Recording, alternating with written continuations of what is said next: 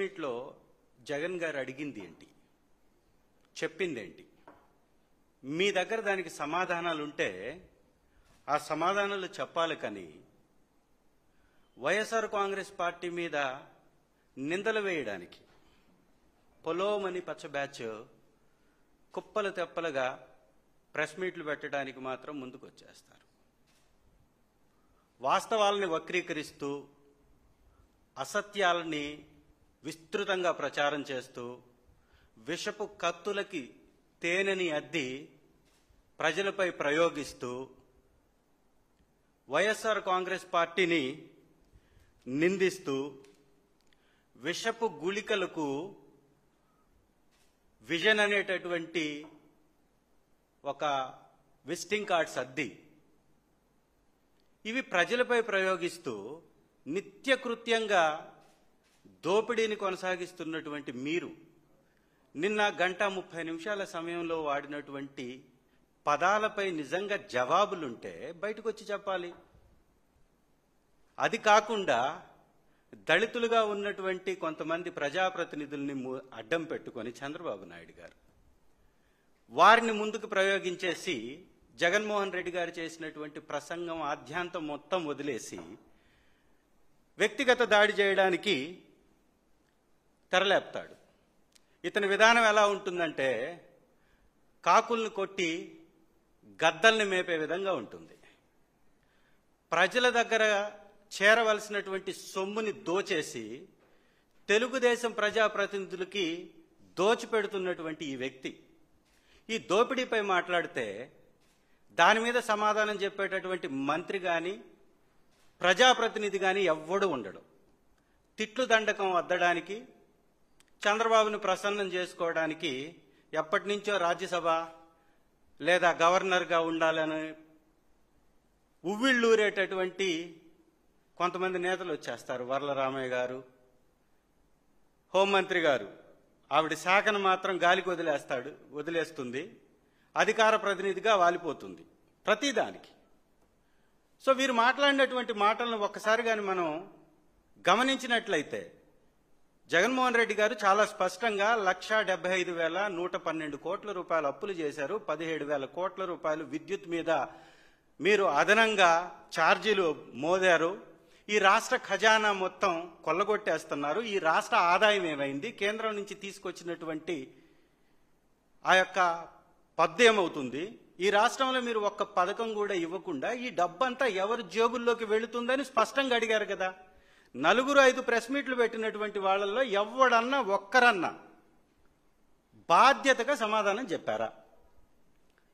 నాదెండ్ల మనోహర్ గారు అయితే ఏకంగా సిగ్గు విడిచేసి దీపం పథకం మీద మాట్లాడాడు. వారు చెప్పింది ఏంది, మొదటి విడతలో దీపం పథకానికి 97,59,000 మందికి ఒక సిలిండర్ ఇచ్చాం, దానికి 846 కోట్లు అయింది.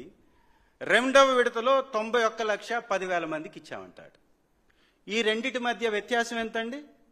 దాదాపు 6,50,000 మంది. ఎందుకు తగ్గింది సార్? లబ్ధిదారుల సంఖ్య రోజు రోజుకు పెరుగుతుందా తగ్గుతుందా? అంటే మొత్తం వదిలేసి నిర్లజ్జగా వైఎస్ఆర్ కాంగ్రెస్ పార్టీ నాయకులకి, వైఎస్ఆర్ కాంగ్రెస్ పార్టీ ఓటేసినటువంటి వారికి మేము తొలగిస్తున్నామని తనే ఒప్పుకుంటున్నాడు. పథకం రోజు రోజుకి పెరగాలి, లబ్ధిదారుల సంఖ్య పెరగాలి, మరి ఎందుకు తగ్గింది? అంటే దీని అర్థం ఏంటి? స్పష్టంగా వైఎస్ఆర్ కాంగ్రెస్ పార్టీకి అనుకూలమైనటువంటి వారిని ఏరి పడవేస్తూ ఒక్కొక్కరిని తొలగిస్తున్నట్టుగా కనపడుతుంది. పెన్షన్స్లో కూడా మనం గమనించినట్లయితే దాదాపు 6 లక్షల మంది పెన్షన్దారులని ఎత్తివేశారు వీళ్ళు. మరి ఇక ప్రభుత్వం నడుస్తున్నట్ట, ప్రభుత్వం ప్రజల యొక్క మంచిని పట్టించుకుంటున్నట్ట? స్పష్టంగా వీరి మాటల్లో ఏంటంటే పథకాలు మేము ఎగ్గొట్టేస్తామని నిర్లజ్జగా ఎట్లా చెప్తున్నారంటే, ఇదే నాదెండ్ల మనోహర్ గారు మీకంటే ఎక్కువ బటన్లు నొక్కుతామని మాకు ఓట్లు వేయలేదు ప్రజలు అని చెప్పకనే చెప్తున్నాడు. అంటే వైఎస్ఆర్సీపీ ఎన్ని బటన్లు అయితే నొక్కిందో అన్ని మేము నొక్కము అని నొక్కి ఒక్కా నుంచి తనే చెప్తున్నాడు. అంటే రాబో రోజుల్లో పథకాలను ఏ విధంగా ఎత్తివేస్తారో అనడానికి ఇది ఒక ఉదాహరణగా కూడా మనం చెప్పుకోవచ్చు. రెండవది, ఈ దళితులుగా ఉన్నటువంటి ప్రజాప్రతినిధులు చంద్రబాబు గారిని ప్రసన్నం చేసుకోవడానికి ఎంతకైనా దిగజారుతారు. మాటకు ముందు ఒకసారి సిగ్గుందా, మాటకి తర్వాత ఒకసారి సిగ్గుందా అంటున్నారు. ఈ సిగ్గుందా అని మాట్లాడుతున్నటువంటి మీకు బుద్ధుందా? మీకు ఏమాత్రం అన్న జ్ఞానం ఉందా, ఇంగితం ఉందా? వైఎస్ఆర్సీపీలో మా ప్రభుత్వంలో పథకాలు అందుకున్నటువంటి పేదవారికి పథకాలు ఇవ్వకపోతే ఆర్థికంగా దళితులు అనేటటువంటి వారు, వెనకబడినటువంటి తరగతుల వారు నష్టపోతారా లేదా? ఈ జ్ఞానం ఉండాలా లేదా? నక్కా ఆనందబాబు గారు అంటారు, జగన్మోహన్ రెడ్డి గారి హయాంలో కేవలం కొందరికి మాత్రమే అధికారాలు ఉన్నాయి, దళితుల్ని వారింట్లో కూడా రానిచ్చేవారు కాదు అని. ఆ బతుకులు మీవేమో ఒక్కసారి వెనక్కి తిరిగి చూసుకోండి. శ్రీ జగన్మోహన్ రెడ్డి గారి ఇంటిలో వారితో పాటు వారి ఇంటిలో టేబుల్ మీద కూర్చొని నేను 2 సార్లు భోంచేశా. మీకెవ్వరికన్నా చంద్రబాబు నాయుడు గారి పక్కన కూర్చునేటటువంటి అవకాశం దక్కిందా ఒకసారి ఆలోచించుకోండి. వర్లరామయ్య అనేటటువంటి వ్యక్తి ఎప్పటి నుంచి, భూమి పుట్టినప్పటి నుంచి రాజకీయాలు చేస్తున్నాడు.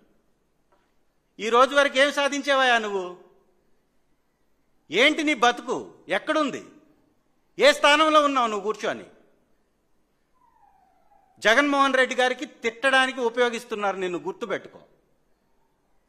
రెండవది, వీరు మాటల్లో అనేకమైనటువంటి అసత్యాలను కూడా వీరు విస్తృతంగా ప్రచారం చేశారు. నేను అడుగుతున్నాను, పోలీస్ వ్యవస్థ మీద శ్రీ జగన్మోహన్ రెడ్డి గారు మాట్లాడారు.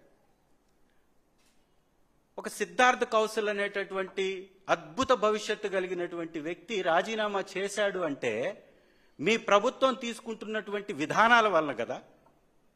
మరి నిజంగా మీరు అది తప్పు అయితే ఎందుకు రాజీనామా చేశాడో చెప్పాలా. అనేక మంది ఆఫీసర్లని, దళిత ఆఫీసర్ల మీద కేసులు పెట్టేసి మీరు జైల్లో వేసింది నిజం కాదా? ఐఏఎస్ని, ఐపీఎస్ని ఇబ్బంది పెడుతూ పోస్టింగ్లు ఇవ్వకుండా చేస్తుంది నిజం కాదా? మరీ ముఖ్యంగా ఇసుక మీద మాట్లాడారు జగన్మోహన్ రెడ్డి గారు. నేను అడుగుతున్నాను, ఈ రాష్ట్రంలో ఇసుక ఉచితం అన్నారా లేదా? నిజంగా ఉచితంగా ఇసుక ఎక్కడన్నా ఏ నియోజకవర్గంలో దొరుకుతుందా? ఒకవేళ ఉచితంగానే ఇసుకని ఇస్తున్నట్లయితే ఎక్కడికక్కడ ఇసుక రీచ్లను ఎందుకు పెట్టారు? ఆ రీచ్ల మీద పెత్తనం కొంతమంది నాయకులకి ఎందుకు ఇచ్చారు? ప్రతి నియోజకవర్గంలో కుప్పలు తెప్పగా ఇసుక డంపింగ్ ఎందుకు చేస్తున్నారు?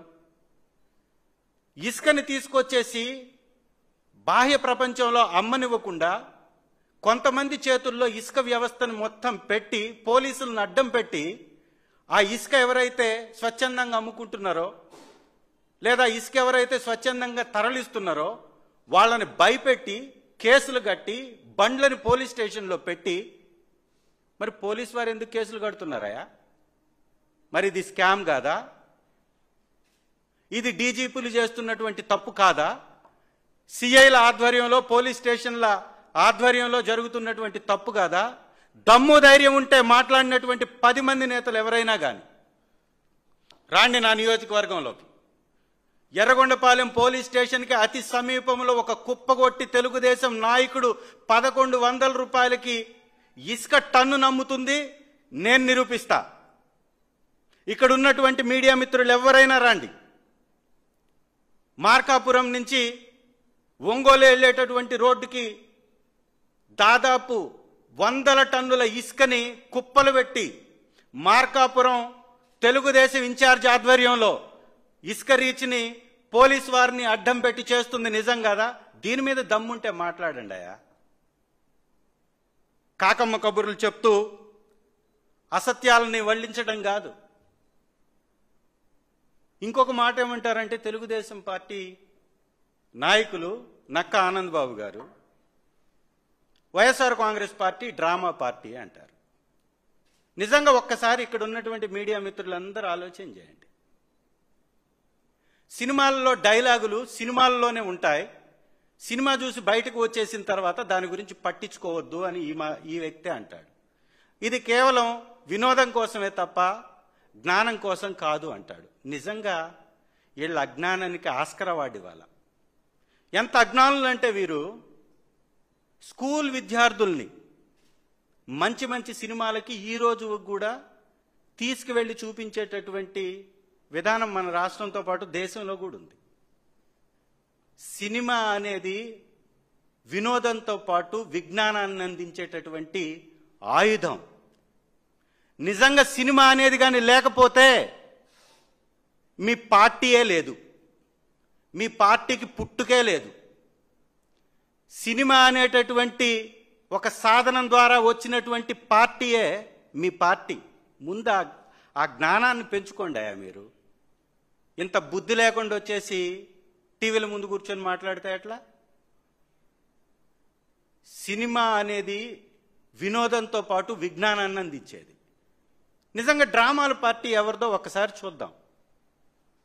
నీ పార్టీ పేరులోనే తెలుగు డ్రామాల పార్టీ అని టీడీపీ అంటే ప్రజలు ఇప్పటికీ నిర్వచిస్తూ ఉంటారు. టీడీపీ అంటే తెలుగుదేశం పార్టీ అని. ఏ దేశంలో అన్నా ఈ పార్టీ ఉందా? పోనీ మన రాష్ట్రంలో తప్ప దేశంలో ఎక్కడన్నా ఈ పార్టీ ఉందా? అంటే ఒక రాష్ట్రానికి సంబంధించినటువంటి పార్టీగా ఉన్నటువంటి నీ పార్టీ పేరులో దేశం ఉంది అంటే డ్రామా అక్కడే మొదలైంది. ఒక జాతీయ పార్టీని ఎదుర్కోవడానికి ఆ రోజు ప్రాంతీయ తత్వాన్ని రెచ్చగొట్టి పుట్టినటువంటి డ్రామా పార్టీనే Telugu Desam party. First drama party అంటే తెలుగుదేశం పార్టీ అనేది గుర్తుపెట్టుకోండి. ఒక డ్రామాని సృష్టించి ప్రాంతీయ తత్వాన్ని రెచ్చగొట్టి నీ పార్టీని పెట్టారు. వైఎస్ఆర్సీపీ అలా కాదు, పోరాటాలతో పుట్టినటువంటి పార్టీ. అదే జాతీయ పార్టీని ఈ రాష్ట్రం నుంచి తోలివేసినటువంటి పార్టీ. మీరా మా పార్టీ గురించి మాట్లాడేది? రెండోది ఇంకో మాట కూడా మాట్లాడతారు. మేము తలుచుకుంటే, ప్రభుత్వం తలుచుకుంటే జగన్మోహన్ రెడ్డి గారు బయటకు వచ్చి తిరగలేరు అని. తలుచుకోండి చూద్దాం. నేను ఛాలెంజ్ కడుతున్నా, జగన్మోహన్ రెడ్డి గారిని ఆపగలిగేటటువంటి శక్తి మీకుంటే తలుచుకొని చూడండి. నీ సొత్తా ఈ రాష్ట్రం? మీకు కేవలం 5 సంవత్సరాలు పరిపాలించమనే ఇచ్చారు. ఇది ప్రజాస్వామిక రాష్ట్రం. ఈ రాష్ట్రంలో ప్రతిపక్ష పార్టీ యొక్క పాత్ర ప్రజల పక్షాన పోరాటం చేయటం. ఈరోజు పోరాటం చేస్తుంది ఎవరయ్యా అంటే వైఎస్ఆర్ కాంగ్రెస్ పార్టీ.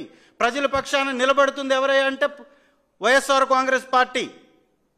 ప్రజల కష్టాల గురించి మాట్లాడుతుంది ఎవరన్నా ఉన్నారు అంటే అది ఏకైక వ్యక్తి శ్రీ జగన్మోహన్ రెడ్డి గారు వైఎస్ఆర్ కాంగ్రెస్ పార్టీ తరఫున అనేది ప్రతి ఒక్కరూ ఆలోచించుకోవాలి. పబ్లిక్ డిబేట్కి వస్తాము అంటున్నారు. 1.5 గంట జరిగినటువంటి మీటింగ్ గురించి ఒక్క పదం చెప్పలేనటువంటి మీకు ఆ దమ్ము ధైర్యం ఉందా? ఒక్కటంటే ఒక్కటి చెప్పలేనటువంటి మీ బతుకులకి నిజంగా ఈరోజు మీ ప్రభుత్వంపై ఈ ఒక్క సంవత్సరంలో పెరిగినటువంటి ఈ అసంతృప్తిని కంట్రోల్ చేసుకోలేనటువంటి మీరు వైఎస్ఆర్ కాంగ్రెస్ పార్టీగా అధికారంలోకి రాదు అని పగటి కలలు కంటున్నారు. గుర్తుపెట్టుకోవాలి. ఒక్క సంవత్సరంలోనే మీ పార్టీని చీత్కరించుకుంటున్నారు ప్రజలు. మీ నాయకుడికి ఎక్కడికి పోయినా ఆదరణ కరువైంది. మీరు తొలి అడుగని ప్రవేశపెట్టినటువంటి మొదటి తప్పటడుగు గ్రామాలలోకి మీ నాయకుల్ని రాకుండా తరుముకుంటున్నటువంటి పరిస్థితి కనపడుతుంది. 1,75,000 కోట్ల రూపాయలు అప్పు చేసినటువంటి చంద్రబాబు నాయుడు గారు ఈ రోజుకి ఒక్కటంటే ఒక కొత్త పథకాన్ని ప్రవేశపెట్టకపోగా ఒక్కటంటే ఒక్క కొత్త ఉద్యోగాన్ని ఇవ్వలేకపోయాడు. ఒక్కటంటే ఒక్క పరిశ్రమను తీసుకురాలేకపోయాడు. ఇవాళ విశాఖపట్నంలో లూలు కంపెనీకి అడ్డగోలుగా అప్పనంగా రూపాయికి కట్టబెట్టినటువంటి ఆ స్థలం యొక్క విలువెంత? మేము ఇచ్చాం ఇనార్బిట్ మాల్కి. అద్భుతమైనటువంటి నిర్మాణం విశాఖపట్నం నడిబొడ్డులో అద్భుతమైనటువంటి నిర్మాణం ఇనార్బిట్ మాల్ జరుగుతుంది. 8,000 మందికి పైగా దానిలో ఉద్యోగాలు కల్పించబడబోతున్నాయి. ఇది విజన్ అంటే. విషపు రాతలకి విజన్ అనే స్టిక్కర్లు అతికించడం కాదు. అస్త్రాలుగా మీ యొక్క తెలుగు దేశం పార్టీ యొక్క మీడియా ఛానల్స్ ఉన్నాయి, పత్రికలు ఉన్నాయని పిచ్చి రాతలు రాసి విజన్ అనే స్టిక్కర్స్ పెట్టుకొని 40 సంవత్సరాల నుంచి ఊరేగినట్టు ఇప్పుడు ఊరేగుతామంటే కుదరదు. ఇప్పుడున్నది వైఎస్ఆర్ కాంగ్రెస్ పార్టీ. మీ అబద్ధాలని ఎత్తి చూపుతూనే ఉంటాం, మీ అసత్యాలని ఎత్తి చూపుతూనే ఉంటాం, మీ ఫెయిల్యూర్స్ని ఎత్తి చూపుతూనే ఉంటాం. మీరు ప్రజలకు ఇచ్చినటువంటి పథకాలు ఇవ్వకపోతే మీ మెడలు వంచి పథకాలు ఇచ్చేటట్లు చేస్తాం. ఇది మా బాధ్యత, మేము తీసుకున్నాం. ప్రజల వైపున ఖచ్చితంగా పోరాటం చేస్తాం. వైఎస్ఆర్ కాంగ్రెస్ పార్టీని మాట్లాడడానికి సిగ్గుండాలి మీకు. 3 సార్లు ముఖ్యమంత్రిగా చేసినటువంటి వ్యక్తి మన అమరావతి అనేటటువంటి పేరు చెప్పి బతికేస్తున్నాడు. 6 సంవత్సరాలు అయిందా ఈ రోజుకి అమరావతి అనేటటువంటి పేరు చెప్పి పరిపాలించడం మొదలుపెట్టి చంద్రబాబు నాయుడు గారు 6 సంవత్సరాలు కంప్లీట్ చేసుకున్నారు. అమరావతిలో ఏం చేశారా మీరు? ఒక్క అభివృద్ధి కార్యక్రమం జరిగిందా? చిట్ట చివరికి కేంద్రం నుంచి వచ్చినటువంటి నిధులను కూడా మీరు డైవర్ట్ చేశారని, అమరావతికి కేటాయించినటువంటి నిధులను కూడా కేంద్రం ఇవ్వకపోతే ఇవాళ జోలి పట్టుకోవడానికి మళ్ళీ వెళ్ళాడు. అమరావతిలో ఒక నిర్మాణం కనపడుతుందా? సంవత్సరంలో కంప్లీట్ చేస్తానన్నటువంటి పోలవరం కంప్లీట్ అయిందా? వెలుగొండ ప్రాజెక్ట్ కేవలం 5,000 కోట్లు ఇస్తే కంప్లీట్ అయ్యే వెలుగొండ ప్రాజెక్టుకి 250 కోట్లు ఇచ్చి ప్రకాశం జిల్లా ప్రజల జీవితాలపై దెబ్బ కొట్టింది వాస్తవం కాదా? వ్యవసాయం దండగానేటటువంటి చంద్రబాబు గారి మాటల్ని నిజం చేస్తూ పరిపాలన మీరు సాగిస్తుంది వాస్తవం కాదా? వ్యవసాయానికి మీరు మద్దతు ధర లేకుండా పొగాకు, పత్తి, మినుము, పెసర, మిర్చి, నిమ్మ, కోకో, ఆక్వాకల్చర్ ఎక్కడికక్కడ పడకేసింది వాస్తవం కాదా? మామిడికి మద్దతు ధర లేకుండా 2 రూపాయలు అమ్ముడవుతుంది వాస్తవం కాదా? వీటన్నిటికీ సమాధానం చెప్పలేనటువంటి వీళ్ళు జగన్మోహన్ రెడ్డి గారిని తిట్టడానికి పరమానంద శిష్యులందరూ స్టేజ్ మీదకు వచ్చేసి నటించి వెళ్ళిపోతారు.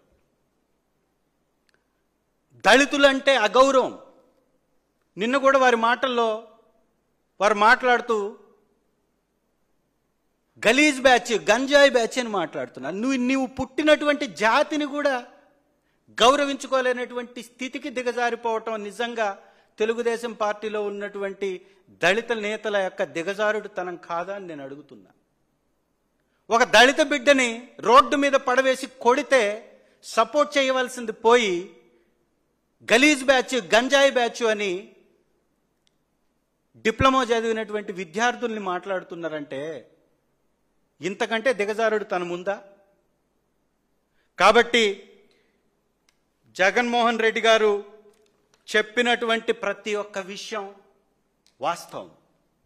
ఈ రాష్ట్రంలో చంద్రబాబు నాయుడు అనేటటువంటి వ్యక్తి అసత్యాలని అస్త్రాలుగా చేసుకొని ప్రచారం చేసుకుంటూ ప్రభుత్వంలో ఉన్నటువంటి వ్యవస్థలని ధ్వంసం చేస్తూ ఆర్థికంగా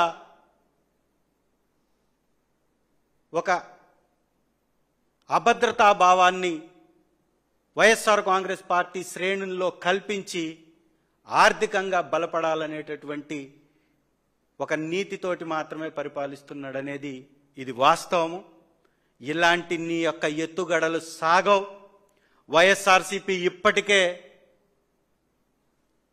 బాబు షూరిటీ, మోసం గ్యారంటీ అనేటటువంటి విస్తృతమైనటువంటి నిజాన్ని ప్రచారం చేస్తూ 40 సంవత్సరాల నుంచి చంద్రబాబు నాయుడు గారు సాగించినటువంటి ఈ ఆర్థిక లూటీపై యుద్ధాన్నే చేస్తుంది. 40 సంవత్సరాల చరిత్ర కలిగినటువంటి ఒక రాజకీయ నాయకుడు ఒక్క పథకాన్ని ఈ రోజు వరకు ప్రవేశపెట్టలేదు అంటే ఇతనా విజనరీ? ఇతనిదా దార్శనికత? రాష్ట్రం అప్పుల కుప్పగా మార్చేస్తూ పక్క రాష్ట్రం 12% గ్రోత్ను సాధిస్తే మైనస్ గ్రోత్లోకి, తిరోగమనంలోకి తీసుకెళ్తున్నటువంటి ఈ వ్యక్తి ఆ సంపద సృష్టించేది. వాస్తవాలని వక్రీకరిస్తూ అసత్యాలని అస్త్రాలుగా ప్రచారం చేసుకుంటూ రానటువంటి వ్యవస్థల్ని వచ్చినట్టుగా చిత్రీకరిస్తూ ఎలాంటి సమర్థత లేనటువంటి కంపెనీలకి అడ్డగోలుగా భూముల్ని దోచిపెడుతూ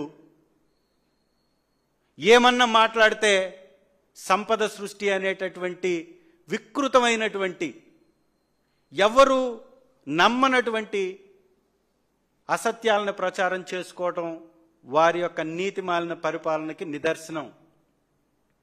కాబట్టి శ్రీ జగన్మోహన్ రెడ్డి గారు చెప్పినట్లుగా వైఎస్ఆర్ కాంగ్రెస్ పార్టీ తెలుగుదేశం యొక్క ఫెయిల్యూర్స్ని ఖచ్చితంగా ప్రచారం చేస్తుంది, ప్రజల్లోకి తీసుకెళ్తుంది. ఈ వ్యక్తి ఈ రోజుకి ఒక్కటంటే ఒక్క పథకం పేదల కోసం ప్రవేశపెట్టలేదనేటటువంటి నిజాన్ని ప్రజలకి తీసుకెళ్తుంది. శ్రీ జగన్మోహన్ రెడ్డి గారు ఒకే ఒక్క టర్మ్లో దాదాపుగా వందల పథకాలు, లక్షల ఉద్యోగాలు, 17 మెడికల్ కాలేజీలు, 3 ప్రభుత్వ పోర్టులు, 10 హార్బర్లు, ఫిషింగ్ హార్బర్లు, ఆర్బీకే సెంటర్లు, 11,000 ఆర్బీకే సెంటర్లు, 15,000 సచివాలయ వ్యవస్థలు, సచివాలయ నిర్మాణాలు, 11,000 విలేజ్ క్లినిక్స్, 1,30,000 సచివాలయ ఉద్యోగాలు, 2,65,000 వాలంటరీ ఉద్యోగాలు, 5 లక్షల పైగా ప్రభుత్వ రంగ సంస్థల్లో ఉన్నటువంటి ఖాళీల్ని పూరించి చిన్న బిడ్డ దగ్గర నుంచి, చంటి బిడ్డ దగ్గర నుంచి కాటికి వెళ్ళే ముసలి వరకు ఆరోగ్య ఆసరాన్ని అందించినటువంటి దార్శనికుడు శ్రీ జగన్మోహన్ రెడ్డి గారు. ఇదే సత్యం. Thank you.